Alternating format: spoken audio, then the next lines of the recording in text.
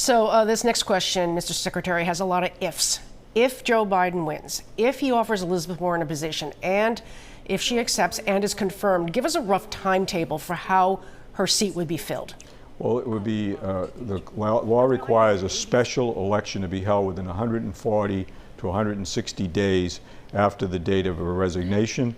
We had this twice before now when Senator Kennedy died and when Senator Kerry resigned. So we know the scenario. The big difference is this time out, we did have appointments in both of those previous instances, but the appointees agreed not to be a candidate. There's no such requirement. And we obviously now have a Republican governor. That was not the case in the two previous instances. So should there be a vacancy, Governor Baker would have the ability to make an appointment, and that appointment, the person appointed could well run. But because of the fact that you have to actually wait for the resignation to be in your hand, it's unlikely there would be an election much before, say, May or June? I would say May or June. That was our experience last time.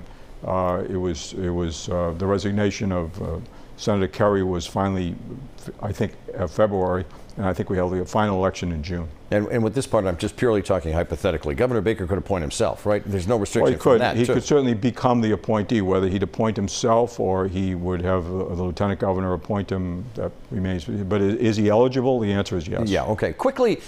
Ranked choice voting is on the ballot, not in September, but in November. So right. How difficult would it be to implement this? Well, it's going to be challenging. The concept is easy to understand. That is, you can make multiple choices to try to re-intensify the ideology that you're promoting. The problem is it applies to every race, so it's a lot more complicated. And then there's the issue of how well voters understand it. That's the real challenge. U.S. Census, your office is also responsible for, or at least making sure that it's done correctly to a certain extent. How is it going, and what are your biggest worries at this point? Well, I'm concerned. I'm very concerned because the Bureau, the Census Bureau, has been, I think because of political influence, very disingenuous. They're trying to cut short the time for follow-up by a month with no good reason. There's litigation on that going right now. We're seeing numbers coming out every day, but some of them are hard to believe. And I'm just very, very concerned. There's a lot at stake for our state.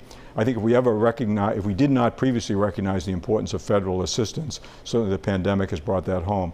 You know, we're at a very critical situation in our state, and it's almost illusory at the moment. We're in bad financial way. We have a high unemployment rate, the highest in the country. Many of our families are trying to get back on their feet. Children aren't going to school. Many of our institutions are suffering. We're going to need all the help we can get. The key to that is making sure we have a fair count of our population. And I'm extremely concerned, and as we go into this month of September, where supposedly is going to be the last month, I hope it's not, we're going to intensify our efforts to make sure that we get a fair and accurate count. Are the numbers seem a little low to you, and are you in fear that we're going to lose a congressional seat? Well, they seem sometimes a little fantastic to me. We knew going into it on the self-response, about a third of our households were not counted, and we knew it was disproportionately in urban areas. Now, as the door-to-door has gone on, supposedly it's picking up a lot, but we're having a hard time verifying that. I will tell you, my office is now preparing the backup to challenge the numbers if they don't meet the statistical efforts. We intend to vigorously fight this if it shortchanges us. And the congressional seat, are you? The congressional seat is, of course, an issue, but and a very important issue. But the money is important. You know, whether you're talking about aid to education, aid to transportation. We have a public transportation system that's bleeding at the moment, or highways, or health. I mean, again, if we ever had a doubt of the importance of federal assistance when it comes to health, we can't have it now. So I asked this next question, and it's completely different from what we've just been talking about. I asked this question under the guise of, you're the man, you're the person who got the most votes in the last statewide election. So we can't let you go without asking, will you run for an 8th term? I enjoy public service. When we get to that decision, I'll make it. Not yet.